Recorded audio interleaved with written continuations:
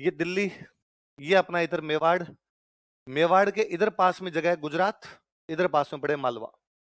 एक तरफ कौन सा? गुजरात, एक तरफ कौन सा? दोनों बहुत पैसे वाली जगह।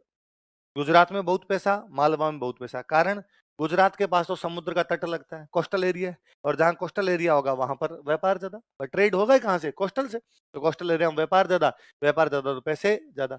मालवा में खेती बहुत अच्छी, काली मिट्टी है, काली मिट्टी में कपास वगैरह सारी फसलें बहुत अच्छी सी होती है। मालवा में फसलें ज्यादा होगी, फसलें ज्यादा होगी तो वहां पर टैक्स भी क्या होगा? ज्यादा। तो दो, जो दिल्ली में राजा बनता वो कोशिश करता कि दो जगह कब्जा कर ले, एक तो मालवा, एक कहां पे? लेकिन दिल्ली से मालवा भी बहुत दूर है, दिल्ली से गुजरात भी बहुत दूर है, इसलिए दिल्ली में बैठ के मालवा और गुजरात को कंट्रोल। इसलिए दिल्ली वाले क्या करते? दिल्ली वाले गुजरात आते, और गुजरात में जो कोई राजा होता है यहाँ पे उसको टैक्स ला रहे हैं। अब वो दिल्ली वाला आके गुजरात बैठ गया तो गुजरात वाला उसको क्या दे देता है? एक बार टैक्स। और फिर वो दिल्ली वाला कहता मैं वापस दिल्ली जा रहा हूँ, अगले साल चुपचाप वापस भेज देना। अगले साल गुजरात वाला कहला नहीं दे रहा, जो जी मैन वो कर लेना।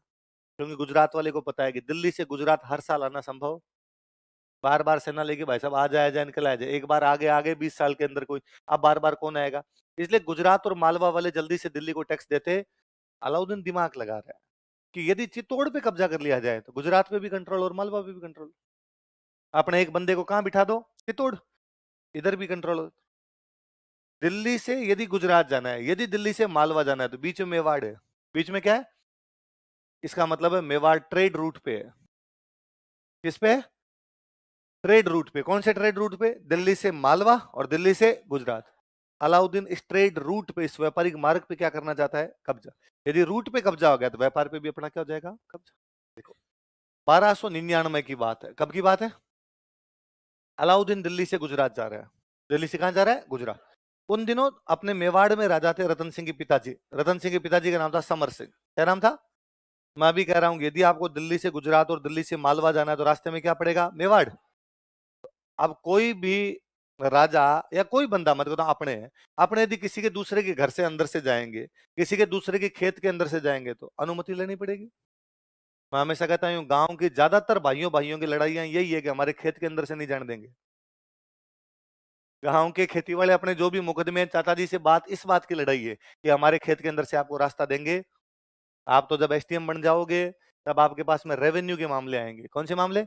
रेवेन्यू तो जमीन, और जमीन वाले मामले आप देखना सारी लड़ाई भाइयों भाइयों की है। इस भाई ने उस भाई पर केस कर रखा है, उस भाई ने उस पर कर रखा है। केस किसका? जमीन का। रास्ते की जमीन नहीं देंगे, ये हमारे बाढ़ इधर सरका आ गए थोड़ी सी, है ना, इन्होंने ये कर लिया, इन्होंने वो कर लिया, सारे मुकदमे ऐसे। तो अलाउद्दीन को यदि दिल्ली से गुजरात जाना, रास्ते में क्या आएगा? मेवाड़। मेवाड़ का राजा कौन है? समर सिंह। तो समर सिंह से परमिशन तो लेनी पड़ेगी। तो उसने समर सिंह को कहा कि भाई समर सिंह, मैं गुजरात जा रहा हूँ, क्या तेरे मेवाड़ के अंदर से होके जा सकता हूँ?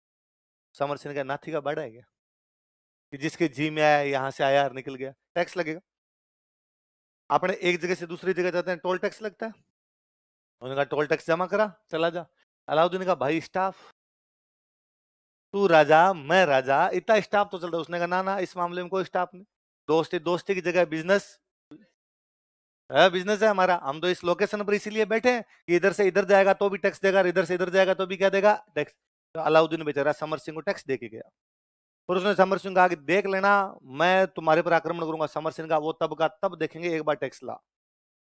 अलाउद्दीन गुजरात गया, गुजरात लूटा उसने, बहुत ढंग से लूटा, खूब सारे पैसे मिले। चुपचाप दिल्ली चला गया। उसने समर सिंह से वापस कोई बातचीत, वो शायद इस बात को भूल भी जाता कि समर सिंह ने उसे टैक्स ले लिया था। पर भाई साहब आस पड़ोस वाले ऐसी बातों को भूलने कब देते हैं? अब अलाउद्दीन कभी अपने दरबार में बैठ के गए कि मैं हिंदुस्तान का वो राजा हूं जिसे सब डरते हैं, और आगे जो 5-7 मंत्री बैठे रहते वो मुंह के हाथ लगा लगा हंसते, कौन या मार दे, देख कैसी बातें कर रहा है। अलाउद्दीन को किस बात की हंसी आ रही? ना ना कोई पुरानी बात याद आ गई थी। कौन सी पुरानी? नहीं नहीं हमारी कोई बात थी, नहीं बतानी पड़े क्या बात थी। तो एक टोल टैक्स होता ना सर, टोल टैक्स।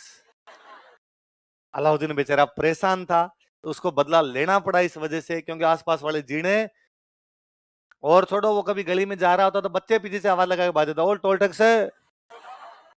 देखो, अच्छा मुझे एक बात बताओ कि जैत्री सिंह इल्तुतमिश को हरा देता है, जैत्री सिंह नासिरुद्दीन महमूद को हरा देता है, समर सिंह अलाउद्दीन से टैक्स ले लेता है, मेवाड़ कमजोर हो रहा है, शक्तिशाली हो रहा है? कोई भी राजा ये नहीं चाहेगा कि उसके पड़ोस में दूसरा शक्तिशाली हो जाए। अलाउद्दीन को पता है कि आज मेवाड़ वाले मेरे से टैक्स ले रहे हैं, कल को दिल्ली आ जाएंगे। आज तो जब मैं मेवाड़ से जा रहा हूं तब टैक्स मांग रहे हैं, कल दिल्ली आ कहेंगे टैक्स दो। ये शक्तिशाली है, उससे पहले इनको क्या कर दिया जाए, दबा दिया जाए। तो मेवाड़ की शक्तियां बढ़ रही थी, अलाउद्दीन उनको क्या करना चाहता है, दबाना चाहता, कंट्रोल सप्रेस करना चाहता। लिख लो, तो कारण यह है कि वो अपने साम्राज्य को बढ़ाना चाहता है। चित्तौड़ का किला ऊंची जगह पर, इसलिए किले पर कब्जा करना चाहता है।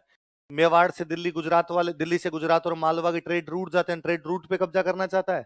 समर सिंह ने टैक्स लिया था, उसका वो बदला लेना चाहता है। और मेवाड़ की शक्तियां बढ़ रही है, तो उन शक्तियों क्या करना चाहता है, दबाना चाहता है, कंट्रोल करना चाहता है। मुख्य मुख्य कारण तो ये है। और जब मैं ये कारण लिखवाता हूँ, स्टूडेंट मन ही मन सोचता है सर ओरिजिनल कारण तो नहीं लिखवाया आपने, क्योंकि स्टूडेंट ने बचपन से पढ़ रखा होता है कि अलाउद्दीन ने अटैक क्यों किया था।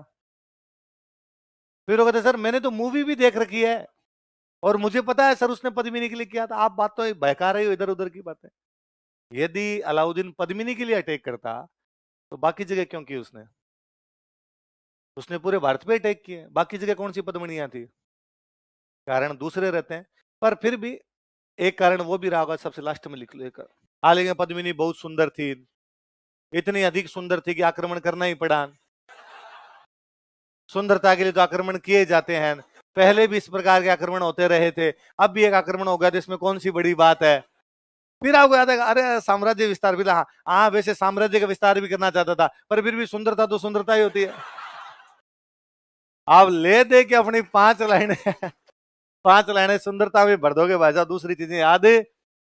पर अपने याद रखना है कि वो अपने साम्राज्य को बढ़ाना चाहता है, चित्तौड़ के किले पर कब्जा करना चाहता है, ट्रेड रूट पर कब्जा करना चाहता है, टैक्स लिया उसका बदला लेना चाहता है, शक्तियों को नियंत्रित करना चाहता है।